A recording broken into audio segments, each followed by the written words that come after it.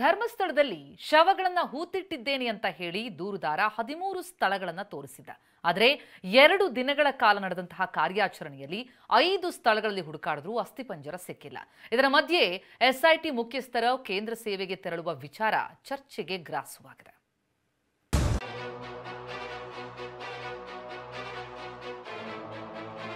ನಾಲ್ಕು ಸ್ಥಳಗಳಲ್ಲಿ ಈ ಉತ್ಖನನ ಕಾರ್ಯವನ್ನ ಮಾಡಿದ್ರು.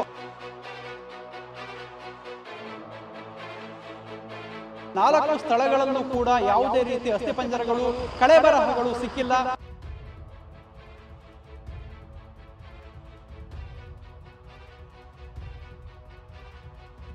ಧರ್ಮಸ್ಥಳದಲ್ಲಿ 5 ಗುಂಡಿ ತೆಗೆದರೂ ಸಿಗಲಿಲ್ಲ ಅಸ್ಥಿಪಂಜರ. ದೂರುದಾರನ 13 ಸ್ಥಳಗಳಲ್ಲಿ 8 ಸ್ಥಳದಲ್ಲಿ ಶೋಧ ಬಾಕಿ. ಮೊದಲ ದಿನ 1 ಸ್ಥಳ, ಎರಡನೇ ದಿನ 4 ಸ್ಥಳ. ಧರ್ಮಸ್ಥಳದಲ್ಲಿ ದೂರುದಾರ ತೋರಿಸಿದ ಒಟ್ಟು 13 ಸ್ಥಳಗಳ ಪೈಕಿ 5 ಜಾಗದಲ್ಲಿ ಯಾವುದೇ ಅಸ್ಥಿಪಂಜರ ಪತ್ತೆಯಾಗಿಲ್ಲ. ಶವ ಹೂತಿಟ್ಟಿದ್ದೇನೆ ಅಂತ ದೂರುದಾರ ಹೇಳಿದ 4 ಸ್ಥಳದಲ್ಲಿ ನಿನ್ನೆ ಎಸ್ಐಟಿ ಶೋಧ ನಡೆಸಿತ್ತು. ಎಸ್ಐಟಿ ಮುಖ್ಯಸ್ಥ ಪ್ರಣವ್ ಮೊಹಂತಿ ನೇತೃತ್ವದಲ್ಲಿ ನಡೆದ ಈ ಮಹಜರಿನಲ್ಲಿ ಯಾವುದೇ ಅಸ್ಥಿಪಂಜರ ಸಿಗಲಿಲ್ಲ. ದೂರುದಾರ ಹೇಳಿದಂತೆ ಒಟ್ಟು 13 ಸ್ಥಳ ಗುರುತಿಸಿರುವ ಎಸ್ಐಟಿ ನೇತ್ರಾವತಿ ತಟದಲ್ಲಿ 1ನೇ ಪಾಯಿಂಟ್ ಮಾಡಿದೆ. ಅದೇ ಜಾಗದಲ್ಲಿ ಜುಲೈ 29ರಂದು ಶವಕ್ಕಾಗಿ ಶೋಧ ನಡೆಸಿತ್ತು. 15 ಅಡಿ ಅಗಲ 8 ಅಡಿ ಆಳದ ಗುಂಡಿ ತೋಡಲಾಗಿತ್ತು. ಜೆಸಿಬಿ ಮೂಲಕ ಅಗೆದರೂ ಅಲ್ಲಿ ಯಾವುದೇ ಅಸ್ಥಿಪಂಜರ ಪತ್ತೆಯಾಗಿರಲಿಲ್ಲ. ನಿನ್ನೆ ಬೆಳಗ್ಗೆ ಮಳೆ ನಡುವೆ ಕಾರ್ಯಾಚರಣೆ ಆರಂಭವಾಗಿತ್ತು. ಮಧ್ಯಾಹ್ನ 12 ಗಂಟೆ ಹೊತ್ತಲ್ಲಿ 30 ಸಿಬ್ಬಂದಿ ಬಂಗ್ಲಾಗುಡ್ಡದಲ್ಲಿ ಶೋಧ ಆರಂಭಿಸಿದ್ರು.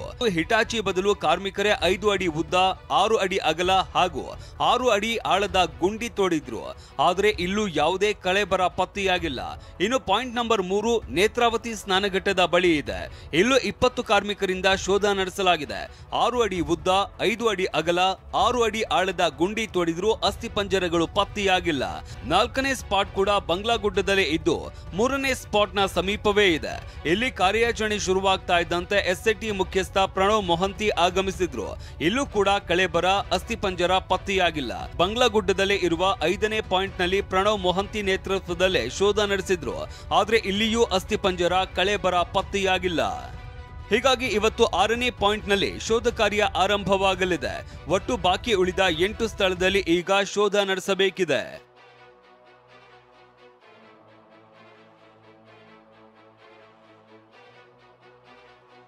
ದೂರುದಾರ ತಲೆಬುರುಡೆ ತಂದಿದ್ದ ಸ್ಥಳದಲ್ಲೂ ಮಹಜರು. 100 ಶವ ಹೂತಿದ್ದಾಗಿ ದೂರು ನೀಡಿರುವ ದೂರುದಾರ ಕೈಯಲ್ಲಿ ತಲೆಬುರುಡೆ ಹಿಡಿದುಕೊಂಡೇ ಬೆಳ್ತಂಗಡಿಯ JMFC ಕೋರ್ಟ್ಗೆ ಹೋಗಿದ್ದ.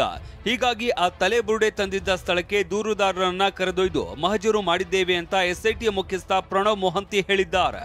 DIG ಅನುಚೇತ ಸೇರಿದಂತೆ ಸಾಕಷ್ಟು ಸಿಬ್ಬಂದಿಗಳೇನಿದ್ರು ಅವರ ಒಂದು ಸಮ್ಮುಖದಲ್ಲಿ ಆ ಒಂದು ಬುರುಡೆಯನ್ನು ಇಲ್ಲೇ ನಾನು ಹೂತಿಟ್ಟಿದ್ದೆ, ಇಲ್ಲೇ ಒಂದು ತೆಗೆದಿದ್ದು ಅಂತ ಹೇಳಿ ಆತ ಸ್ಪಾಟ್ ಮಾಜರನ್ನು ಕೂಡ ಮಾಡಿರುವಂಥದ್ದು. ಸದ್ಯಕ್ಕೆ ಎಸ್ಐಟಿ ಮುಖ್ಯಸ್ಥ ಪ್ರಣವ್ ಮೊಹಂತಿ ನೇತೃತ್ವದಲ್ಲೇ ಈ ಒಂದು ಸ್ಪಾಟ್ ಮಾಜರ್ ಆಗಿದೆ.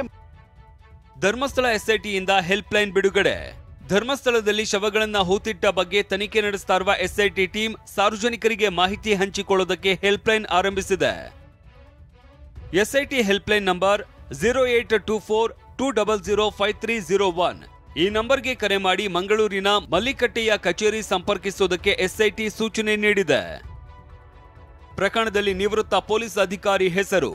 ಇನ್ನು ಶವಗಳನ್ನ ಹೂತಿರುವ ಪ್ರಕರಣದಲ್ಲಿ ನಿವೃತ್ತ ಪೊಲೀಸ್ ಅಧಿಕಾರಿ ಹೆಸರನ್ನ ದೂರುದಾರ ಹೇಳಿದ್ದಾನೆ. ಹೆಣ ಹೂಳುವುದಕ್ಕೆ ಅವರು ಸಾಥ್ ಕೊಟ್ಟಿದ್ರು ಅಂತ ಹೇಳಿದ್ದಾನೆ.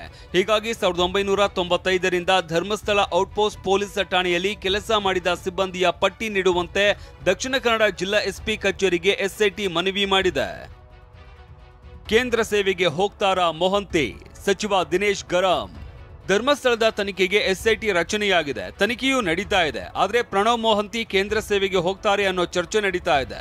ಕೇಂದ್ರ ಸೇವೆಗೆ ಕರೆಸಿಕೊಳ್ಳೋದಕ್ಕೆ ದೇಶದ ಒಟ್ಟು 35 ಅಧಿಕಾರಿಗಳ ಹೆಸರನ್ನ ಕೇಂದ್ರ ಸರ್ಕಾರ ಪಟ್ಟಿ ಮಾಡಿದೆ. ಇದರಲ್ಲಿ ಪ್ರಣವ್ ಮೊಹಂತಿ ಹೆಸರು ಕೂಡ ಇದೆ. ಈ ಬಗ್ಗೆ ಪ್ರತಿಕ್ರಿಯೆ ನೀಡಿರುವ ಗೃಹ ಸಚಿವ ಪರಮೇಶ್ವರ್ ಅವರು ಹೋದ್ರೆ ಬೇರೆ ಅಧಿಕಾರಿಯನ್ನ ನೇಮಿಸ್ತೀವಿ ಎಂದಿದ್ದಾರೆ. ಅದನ್ನ ನೋಡೋಣ.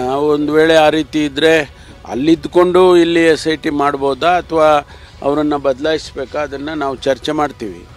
ಒಂದು ವೇಳೆ ಕಾನೂನು ಚೌಕಟ್ಟಿನಲ್ಲಿ ಅಥವಾ ನಿಯಮದ ಪ್ರಕಾರ ಅವರು ಅಲ್ಲಿದ್ದರೂ ಕೂಡ ಇಲ್ಲಿ ಎಸ್ಐಟಿ ಮಾಡ್ಬೋದು ಅಂತ ಆಗೋದಾದರೆ ಕಂಟಿನ್ಯೂ ಮಾಡ್ತೇವೆ. ಇಲ್ಲ ಬದಲಾಯಿಸಬೇಕು ಅನ್ನೋದಿದ್ರೆ ಅದೇ ಹಂತದ ಅಧಿಕಾರಿ ಯಾರನ್ನಾದರೂ ಕೂಡ ನೇಮಕ ಮಾಡ್ತಾರೆ ಸರ್ಕಾರ. ದಕ್ಷಿಣ ಕನ್ನಡ ಜಿಲ್ಲಾ ಉಸ್ತುವಾರಿ ಸಚಿವ ದಿನೇಶ್ ಗುಂಡೂರಾವ್ ಮಾತನಾಡಿ, ನಮ್ಮ ರಾಜ್ಯದ ಪೊಲೀಸರ ಮೇಲೆ ನಂಬಿಕೆ ಇಲ್ವಾ ಅಂತ ಪ್ರಶ್ನಿಸಿದ್ದಾರೆ. ನನ್ನ ಪ್ರಕಾರ SITನೂ ಬೇಕಾಗಿರಲಿಲ್ಲ, ನಮ್ಮ ಜಿಲ್ಲಾ ಪೊಲೀಸರೇ ಮಾಡಿರೋರು. ಇದೆಲ್ಲ ವೈಭವೀಕರಿಸಿದ್ರಲ್ಲ, ಅದು ಇದು ಈ ಸಮಸ್ಯೆ ಆ ಸಮಸ್ಯೆ, ಇದು ನಮ್ಮ ಜಿಲ್ಲಾ ಪೊಲೀಸು ಅಲ್ಲಿರೋ SP ಅವ್ರಿಗೆ ವಹಿಸಿದ್ರೆ ಇಷ್ಟೊತ್ತಿಗೆ ಯಾವಾಗಲೂ ಎಷ್ಟೋ ಗೊತ್ತಾಗಿರುತ್ತೆ. ಸದ್ಯ 2 ದಿನದಲ್ಲಿ 5 ಕಡೆ ಶೋಧ ನಡೆಸಿದ್ರೂ ಯಾವುದೇ ಶವಗಳು ಸಿಕ್ಕಿಲ್ಲ. ಇವತ್ತು 6ನೇ ದಿನದ ಕಾರ್ಯಾಚರಣೆ ಶುರುವಾಗಲಿದೆ. ಪೃಥ್ವಿರಾಜ್ ಬೊಮ್ಮನಕೆರೆ, TV9 ಧರ್ಮಸ್ಥಳ.